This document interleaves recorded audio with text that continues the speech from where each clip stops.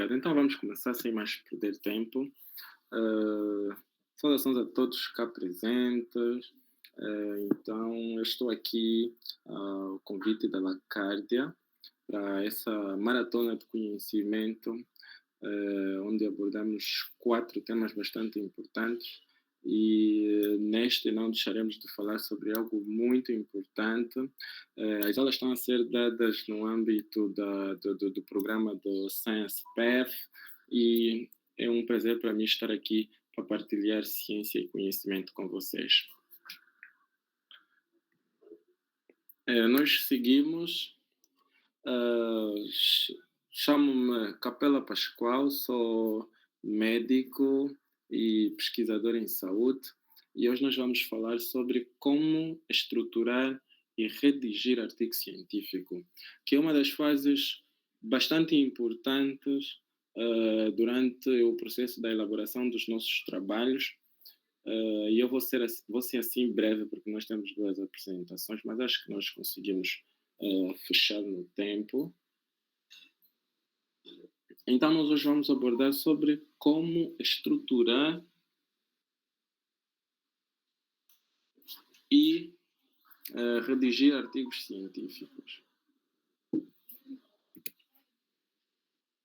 Um pouco do que eu faço, mas eu não vou falar sobre isso, vou diretamente ao nosso foco, mas dizer que eu sou médico formado pela Faculdade de Medicina da Universidade Agostinho Neto, com algumas participações científicas e algumas publicações e apresentações em congresso. Então, eu trago esta primeira imagem que é para partilhar com vocês, e porque estamos a falar sobre a escrita, e eu trago essa imagem provocadora de uma criança, e não só uma criança, é uma criança que escreve usando lápis. E é praticamente isso que nós vamos fazer durante a nossa trajetória. Quando formos escrever os nossos artigos, dizer que nós precisamos escrever os nossos artigos como uma criança e que a escrita não é uma habilidade inata. Nós não nascemos com a habilidade de escrever, como as crianças não nascem com a habilidade de escrever, e é algo que nós precisamos aprender e aprender com prática. E quando vemos essa criança usar o lápis, é para vos dizer que nem sempre ou quase nunca vocês vão conseguir escrever algo de primeira e fica perfeito. Então, vocês vão escrever, apesar de usarem os vossos computadores, mas quase que usando um lápis, porque vocês vão ter que escrever, vão ter que apagar, vão ter que escrever. Então, eu trago esta imagem provocadora no sentido de transmitir que a escrita não é uma habilidade inata e que é algo que nós precisamos aprender e que nós precisamos escrever muito, sem medo de errar, porque nós vamos ter a possibilidade de apagar. Outra mensagem que eu quero deixar para vocês é: na ciência, as palavras custam dinheiro. Nós vemos os artigos publicados, por exemplo, as palavras, cada palavra custa para a revista científica. Por exemplo, se o teu artigo são 15 páginas ou um artigo 8 páginas, então, as palavras custam dinheiro na ciência. Então, qual é a mensagem que eu quero trazer para vocês? É que nós precisamos ser objetivos e concisos na transmissão das nossas ideias. Eu até digo algo que os pesquisadores não falam muito, quer dizer, são bastante curtos, por exemplo, nas suas abordagens, porque imagina, tu mandas um artigo, eles devolvem, dizem, por exemplo, tens que reduzir o número de frases. Então, uma palavra que consiga transmitir a ideia, evitar redundâncias. Então, pessoal, temos que começar a treinar isso. Então, Capela, o que vem a ser então a redação científica? A redação científica vai ser um tipo de produção textual voltada para a comunicação clara, objetiva e precisa de resultados de pesquisas ou estudos acadêmicos e científicos. E qual é o objetivo então de redigirmos ou de escrevermos? É de transmitir conhecimento de forma compreensível e verificável para a comunidade científica e demais interessados. E na nossa última sessão, falamos que o artigo científico, quando nós lemos um artigo científico, é como se estivéssemos a conversar com o corpo de autores que fez o artigo. Então, no processo de elaborarmos ou de escrevermos o nosso artigo, é a mesma coisa. É os autores conversarem e a conversa vão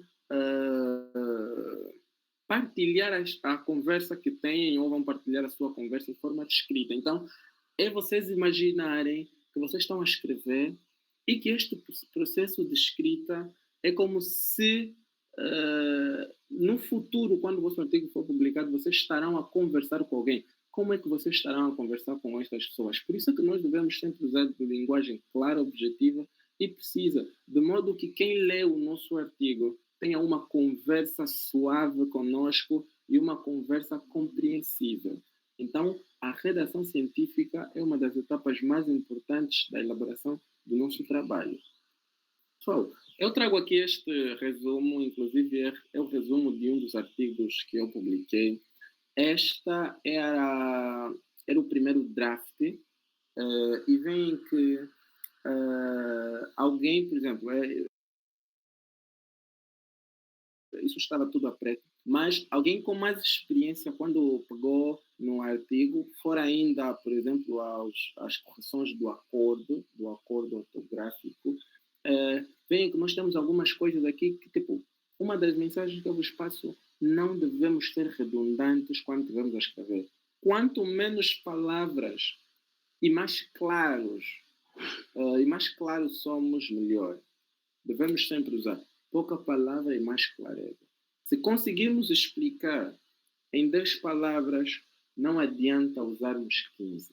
A mensagem da nossa aula é essa. E vem aqui, por exemplo, que nos objetivos, escrevo o objetivo, mas começo ainda a escrever o objetivo deste estudo foi... Então, imaginem se nós apagássemos esse, o objetivo deste estudo foi. Significa que esta é uma palavra que está aqui a mais. E é algo que eu vos digo. Quando uma palavra não faz falta, então esta palavra deve sair. Se, tirando uma palavra, deixando, não faz diferença, por exemplo, no contexto ou na percepção de uma frase, então esta palavra não devia estar aí.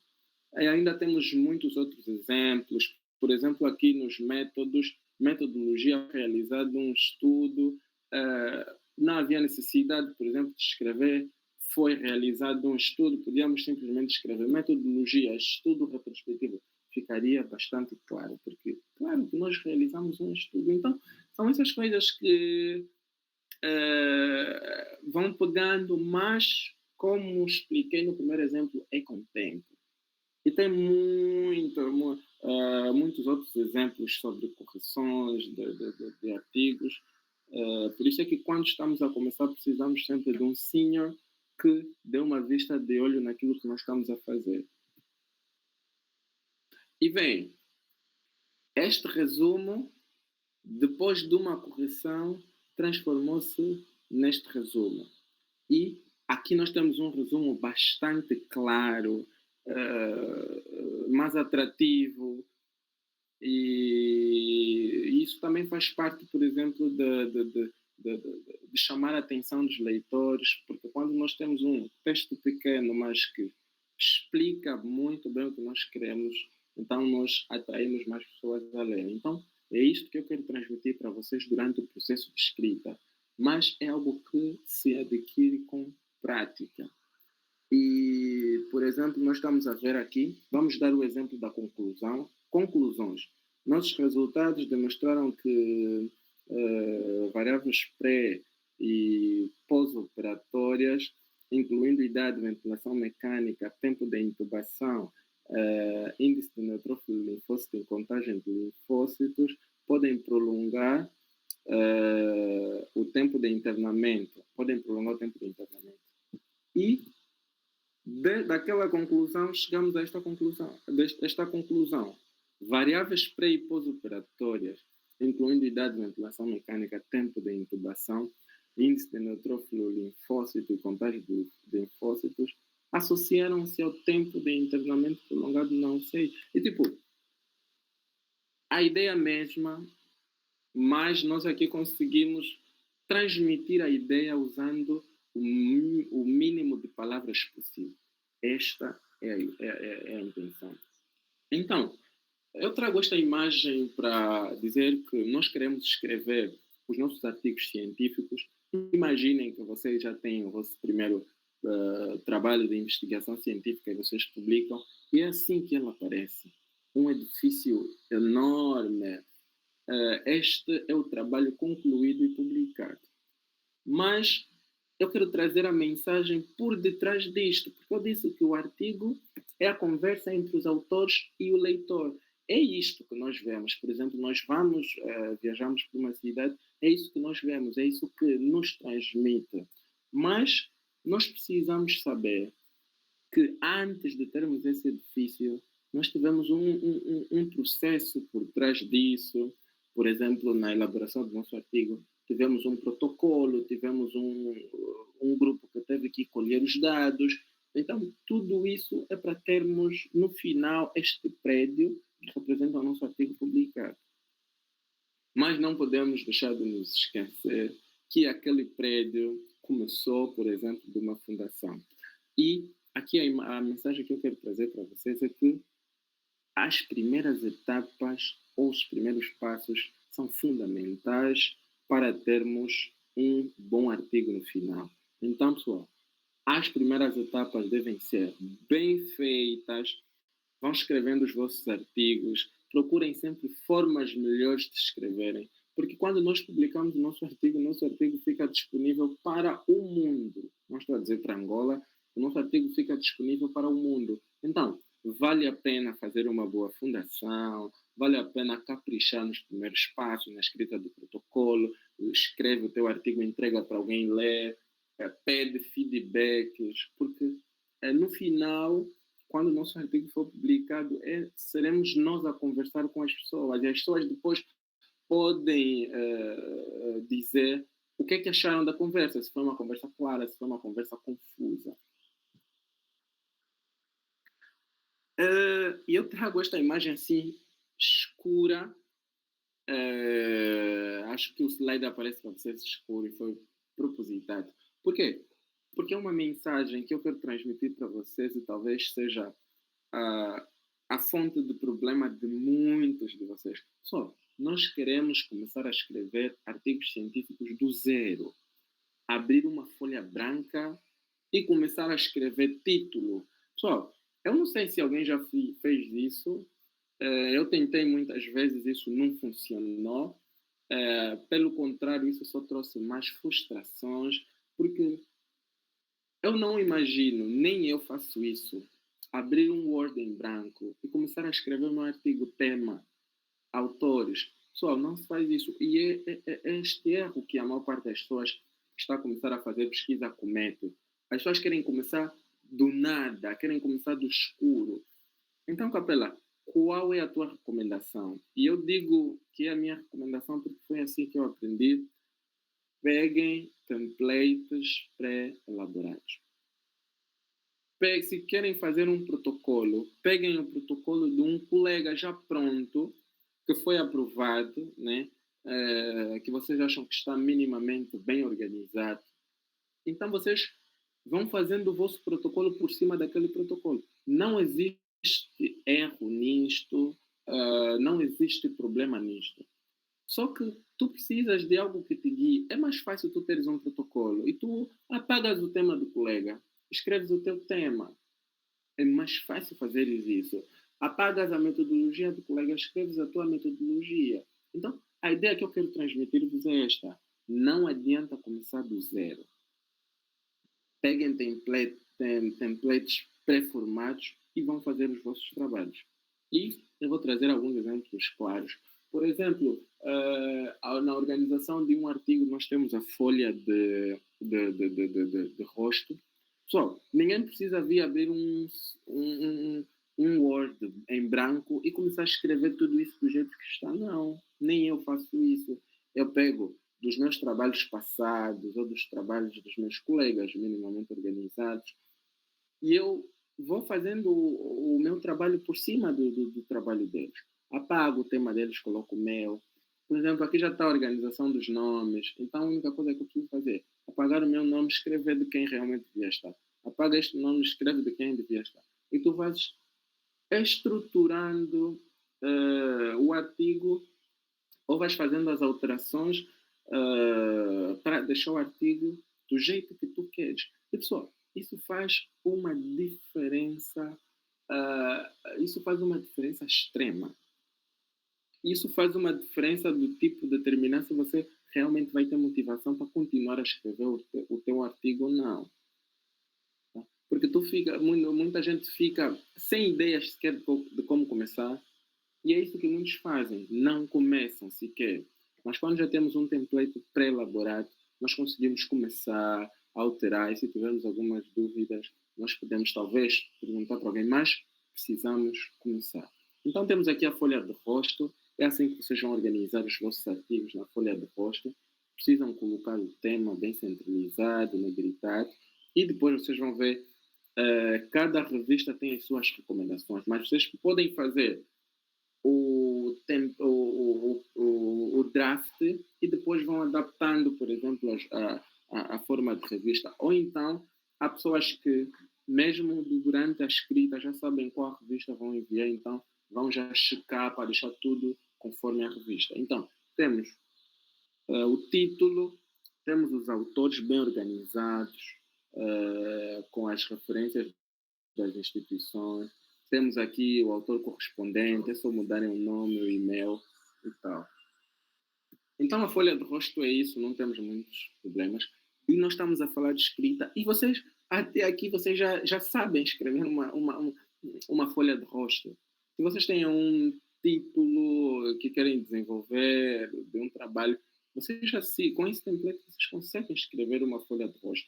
E eu não tenho problema, se alguém pedir-me, eu envio sem problema, por exemplo, os drafts dos artigos que eu já fiz, e vocês vão fazendo os vossos. Então, só até aqui vocês já conseguem escrever uma folha de rosto. É diferente de começar a escrever assim, apesar de que a tela está preta, mas numa folha branca. É diferente. Então, depois, Capela, onde é que vamos? Nós vamos para a introdução. Então, nós vamos para a introdução. E na introdução, como é que escrevemos a introdução, Capela? Pessoal, existe uma regra que muito usa-se e quero partilhar com vocês. É famosa a regra, que é a regra do funil invertido. É como devemos organizar a nossa introdução. Porque a introdução, por exemplo, depois do título, depois da folha de rosto, né? É a primeira folha em que o leitor vai ter contacto.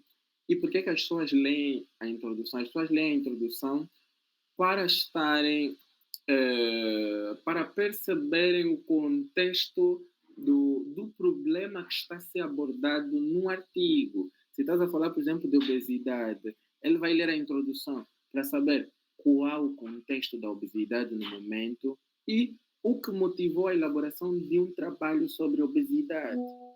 Então, na introdução nós temos a regra do funil invertido, onde nós vamos falar ou abordar de forma breve, concisa e objetiva o que se sabe.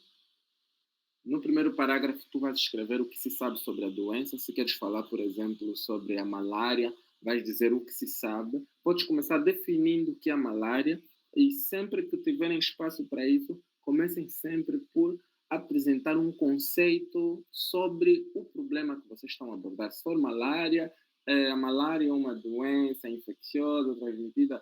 Então, vocês vão começar por conceituar o problema, e nós caímos aqui o que se sabe, e depois vamos falar da importância e impacto. Qual é a importância que o problema tem na sociedade? A malária fez o quê? A malária mata. Qual é o problema? Mata muita gente, mata pouca. Tipo, trazer a importância, por exemplo, de resolvermos o problema da malária, ou qual é o impacto que essa malária tem nas populações ou nas comunidades, qual é o mal, por exemplo, que ela causa, algo assim parecido. E depois, vamos dizer, o que não se sabe, por exemplo, estamos a fazer um trabalho sobre perfil clínico de crianças, por exemplo, com doença renal crônica após infecção por malária, por exemplo, ou malária grave. Então, o que não se sabe, tipo, não se sabe, por exemplo, qual é o perfil clínico dos pacientes. Tipo, tu vais explicar aqui o que não se sabe ou qual é a lacuna na literatura que tu queres fechar. Apesar de que em outros países sabe-se o perfil de crianças com doença renal crônica após infecção grave por malária, em Angola os dados são escassos ou não existem publicações que abordam sobre o perfil clínico. Então, tu vais dizer, praticamente estás a tentar explicar o porquê que tu estás a fazer o que tu estás a fazer. E no fim, para fechar com chave de ouro, tu vais dizer o que é que vais fazer. Então, pessoal, regra do funil invertido, podem fazer uma captura desta tela. O que se sabe, começar com o conceito, a importância e o impacto. Neste caso, muitos juntam o que se sabe, a importância ou o impacto pode-se juntar, né? Incluir, ficando simplesmente o que se sabe. Mas eu tentei aqui desdobrar. Nesse caso, o que se sabe, vocês vão tentar conceituar, apresentar a epidemiologia, tipo, explicar o que se sabe. Quantas pessoas morrem atualmente e tal, qual a prevalência, qual é a incidência, qual é a definição e o impacto. E vocês podem deixar isso no mesmo cubo. O conceito, a epidemiologia, o impacto que representa o que. E é assim que vocês vão organizar a vossa introdução. Então, nós temos aqui uma introdução de um artigo que nós publicamos e vocês veem que no primeiro parágrafo, não vou ficar muito aqui porque nós temos um outro exemplo, nós começamos por apresentar um conceito, por exemplo, explicando realmente o que se sabe sobre cirurgia cardíaca de grande porte, dizendo que é um procedimento de alta complexidade que surgiu no meado do século XX como uma opção de tratamento para casos graves selecionados de cardiopatia em adultos. E, tipo, nós estamos a explicar o que se sabe. E no segundo parágrafo, ainda sobre explicar o que se sabe e também apresentar o impacto, nós falamos sobre a epidemiologia. Estima-se que cerca de 75% da população mundial não tem acesso à cirurgia cardíaca quando necessária. Tipo, só esta mensagem de alguma forma impacta. Quer dizer, 75% das pessoas que precisam de cirurgia não têm acesso. E isso já é um problema. Então, e nós seguimos a mesma ordem que nós apresentamos para vocês. O que se sabe, neste caso o conceito, epidemiologia, falamos do impacto, falamos do que não se sabe e depois nós falamos do que faremos. Por exemplo, no último parágrafo, na penúltima linha, este estudo tem como objetivo, então nós aí falamos o que é que nós queremos fazer. E eu explico isso de forma mais clara aqui neste artigo. Este é um artigo também que nós publicamos, nesse caso foi uma revisão sistemática de meta-análise, onde nós falamos sobre resultados a médio prazo da substituição transcatéter da válvula aórtica.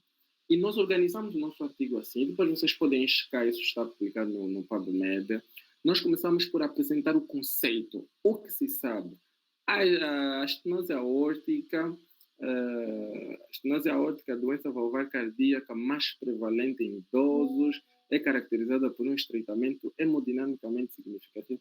Tipo, estamos a explicar, estamos a conceituar o problema. Tá? E depois vemos para aqui a importância e o impacto.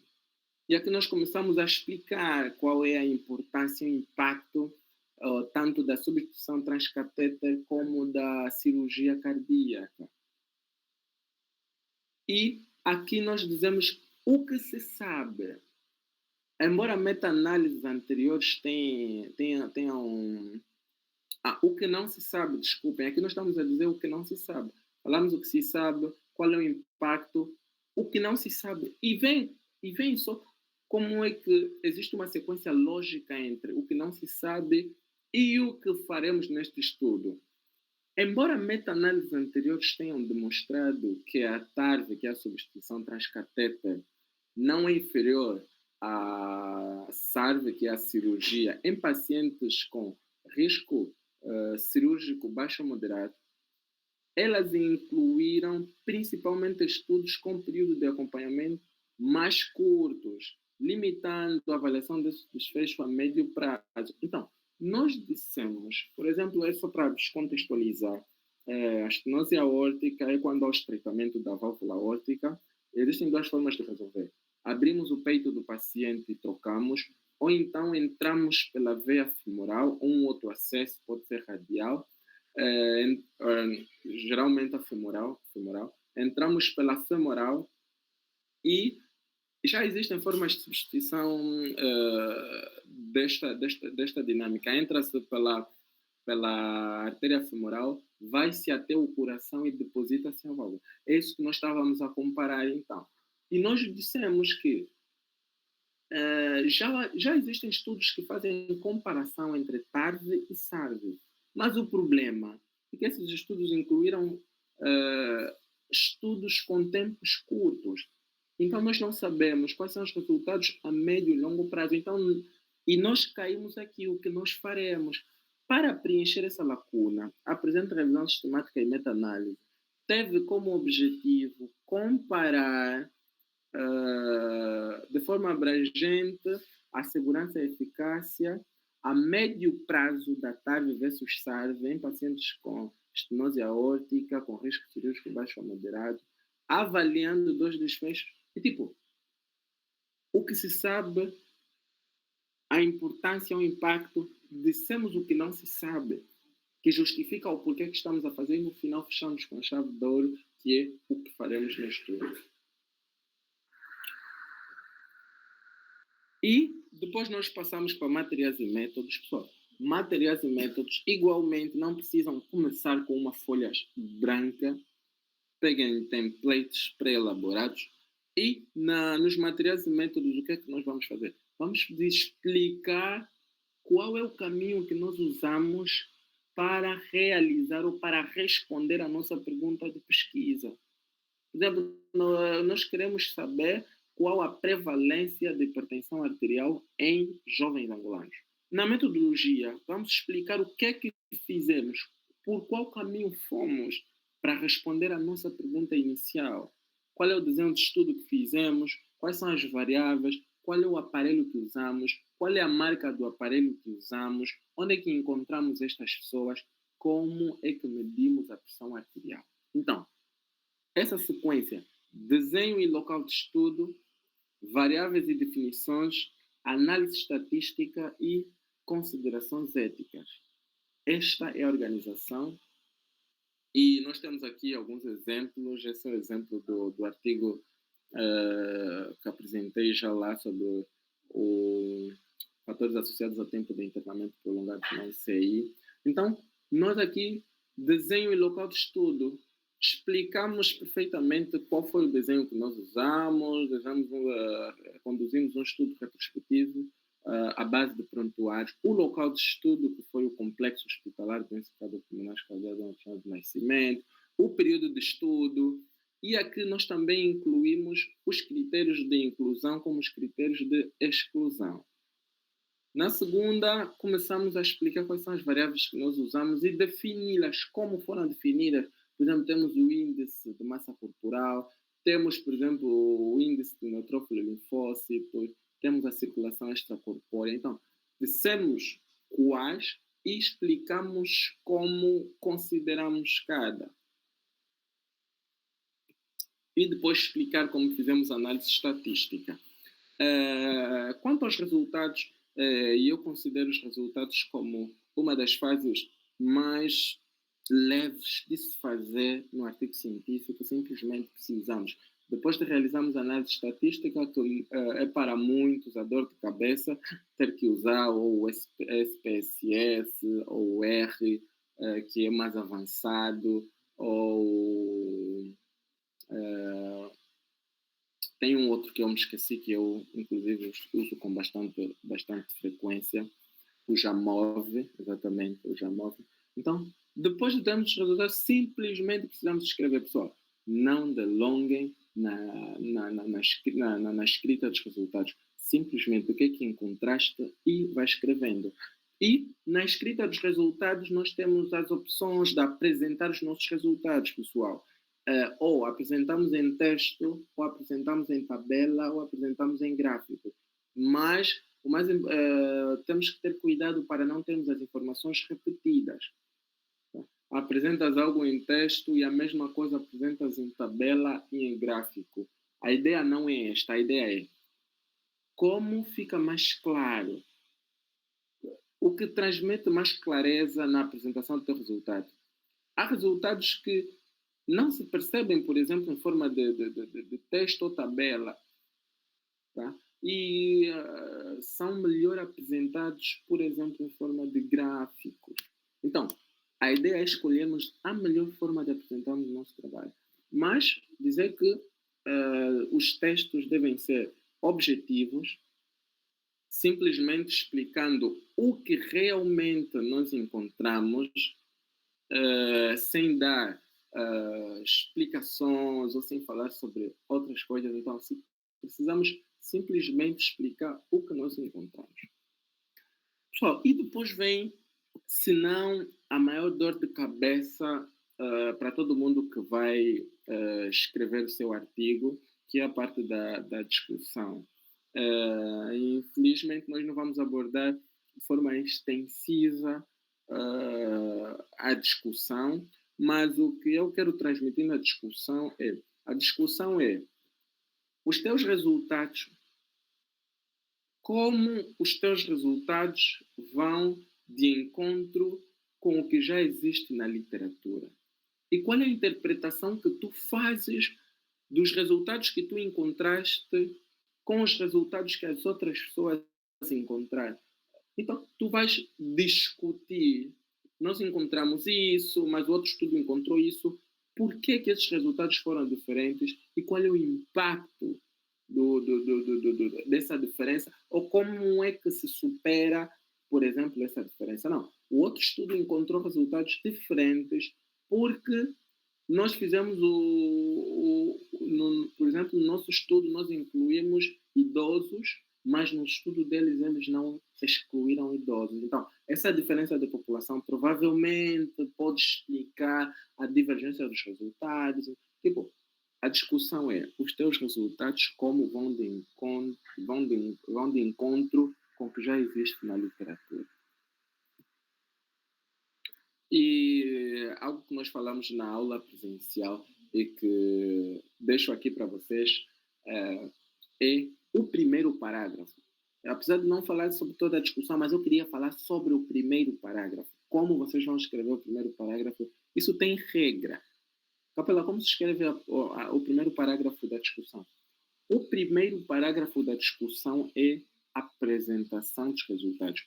É quase que um resumo que dá uma ideia geral de todo o trabalho. Lembram-se que eu disse que se tiverem que ir para um journal club ou discutir um artigo e não tiveram tempo de ler todo o artigo, se tivessem que ler uma das coisas, podia ser o resumo, realmente podia ser o resumo, ou então podia ser também o primeiro parágrafo da discussão.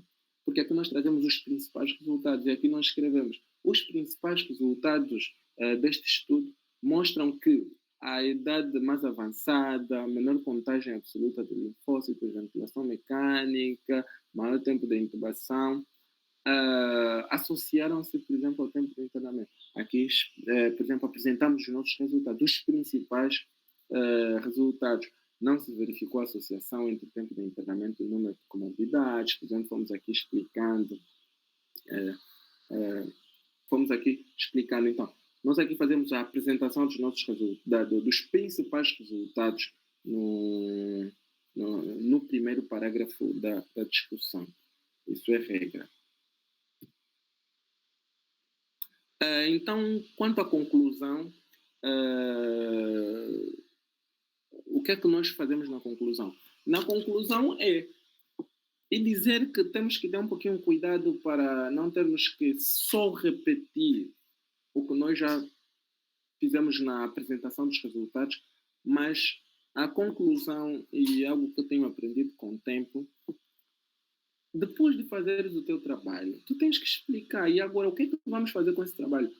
O trabalho, por exemplo, nós falamos na última aula, nós lemos um artigo e nós vemos se realmente o artigo pode ser, ou o que o artigo aborda pode ser aplicado ou não. Então, nós temos que sair com uma conclusão realmente. Ou se o estudo não foi conclusivo, por exemplo, para estabelecer benefícios sobre uma determinada droga, nós explicamos que não, mas nós precisamos sair daí com uma conclusão, não simplesmente dizer que o estudo X foi superior a X, e depois, o que é que fazemos com esses resultados? E é isso que nós vamos fazer na nossa conclusão.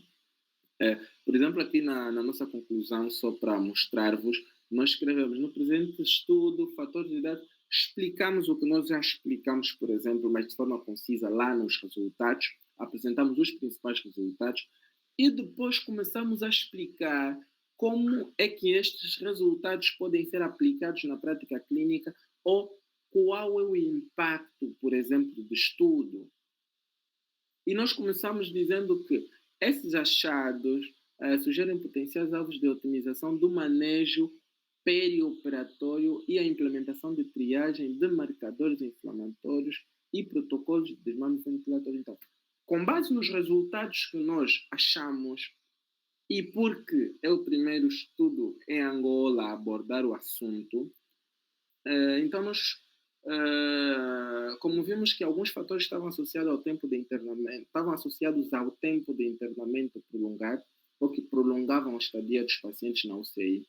Então nós dissemos que a implementação disto ou daquilo pode ajudar, por exemplo, a perceber ou pode ajudar a reduzir o tempo de internamento.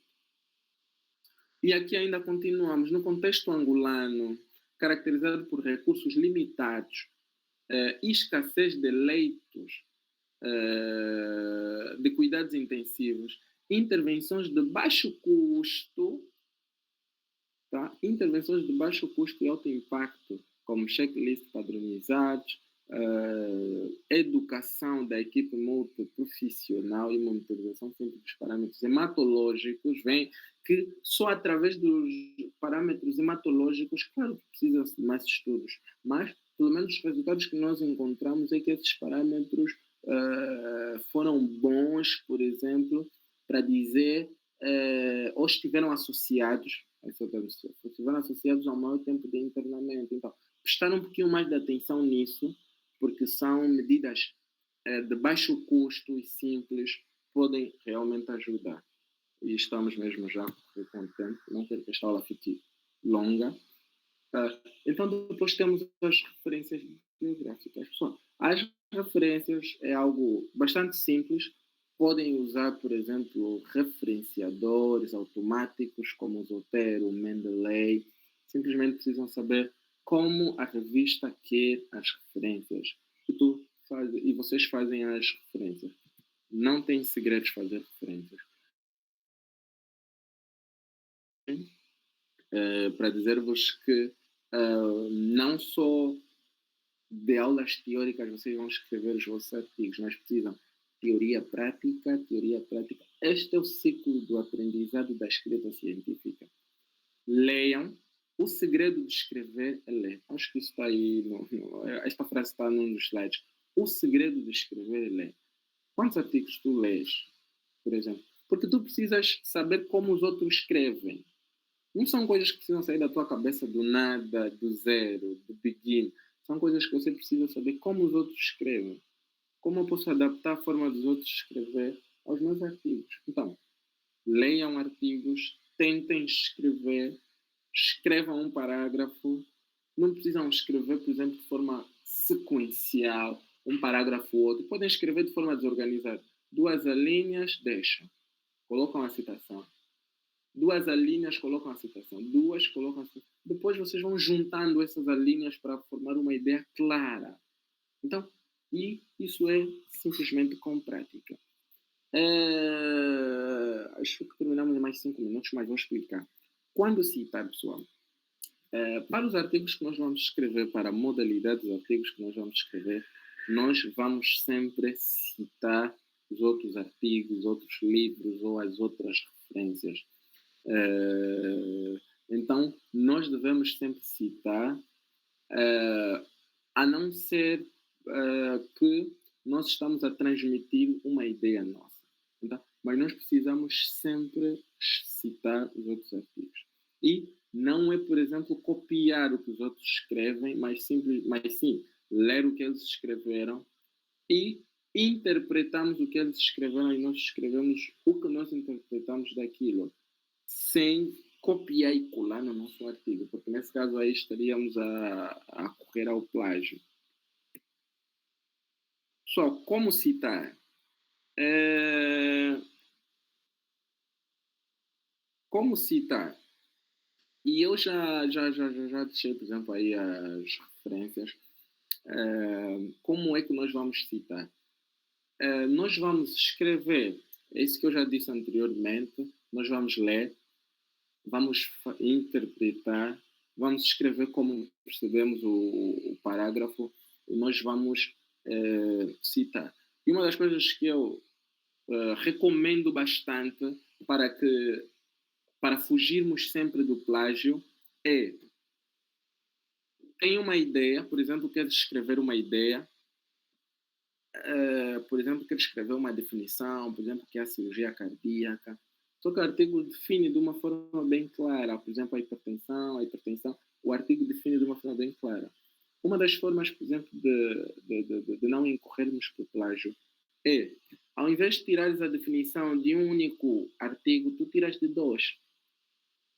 Tá? Lês um artigo, lês o outro, juntas 2 ideias e tu citas os 2 artigos na tua definição, por exemplo, de hipertensão.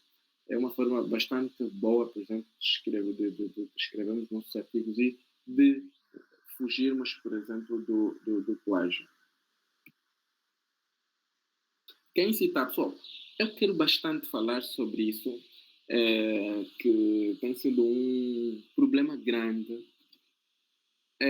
que alguns dizem citação da citação. Tipo, eu encontrei uma referência num artigo, cito este artigo que eu estou a ler ou cito o artigo que ele citou.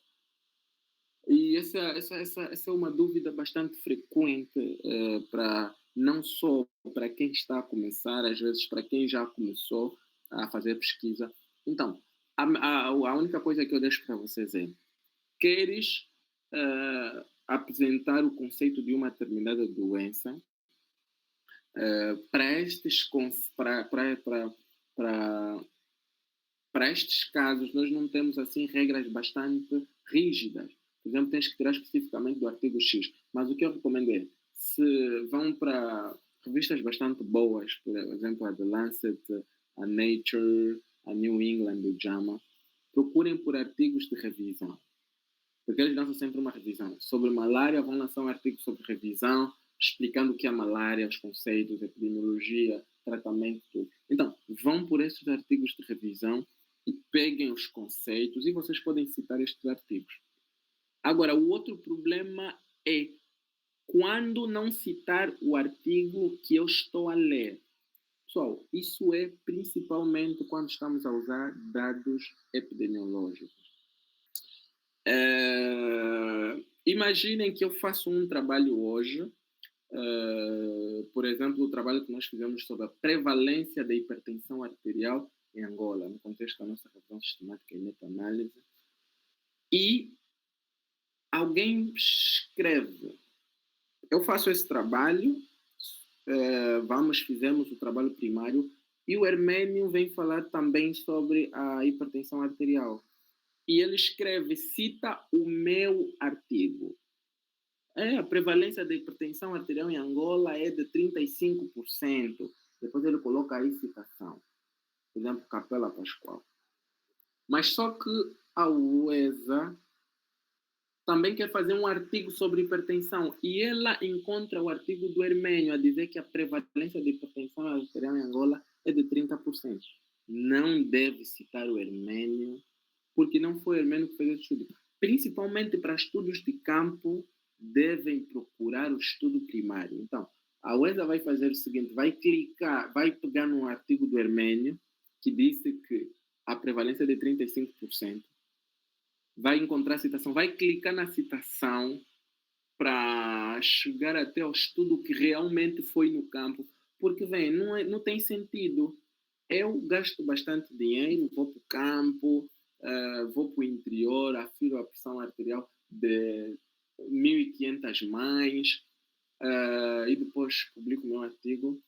Alguém me cita e todas as outras pessoas vão citando a pessoa que me citou. Tipo, as citações nem sequer me chegam, mas eu é que fui no campo. Então, pessoal, não tem sentido isto. Então, em casos de estudos de campo, devem procurar o estudo principal. Mas, em casos de conceitos, definição, não existem regras rígidas para isso. E aqui tem um exemplo. Recentemente eu recebi um e-mail bastante interessante, que um artigo citou o nosso trabalho que eu apresentei para vocês sobre da meta-análise que eu mostrei para vocês no exemplo. Pessoal, veem o que ele fez. Ele vem explicando, por exemplo, e ele começa dizendo que uma grande meta-análise em 2025, que incluiu seja ensaios clínicos randomizados, com um tempo de seguimento maior ou igual que 4 anos. Tipo, ele está a explicar o que o nosso estudo fez. Tá? E no final ele coloca aqui número 1, quer dizer, essa informação toda que está aqui, eu tirei neste artigo número 1. Tá? Imaginem, por exemplo, que... deixa-me cá ver. E imaginem que alguém, por exemplo, quer fazer um estudo parecido. Alguém, por exemplo, quer falar sobre o mesmo assunto, por exemplo. Então vem a Luine e quer fazer um estudo sobre TARV também. E ela, ao invés de encontrar o nosso artigo, ela encontra este artigo que nos citou. E ela vai ler isso. Uma grande meta-análise de 2025. E ela depois pensa, eu quero citar. Cito este artigo ou vou procurar o artigo que este artigo citou, nesse caso que é o nosso. Então aqui ela deve ir buscar o nosso artigo, apesar de ter encontrado este. Mas se fosse, por exemplo, uma questão de conceito, de definição, por exemplo, de uma determinada coisa, ela poderia tipo, ler, interpretar e citar este artigo. Mas como é um estudo de campo que gerou resultados, então ela deve procurar o estudo primário. É isso que eu disse. Sabia que esta frase estava escrita em algum lugar, apresentei em tempo recorde. O segredo para escrever é ler.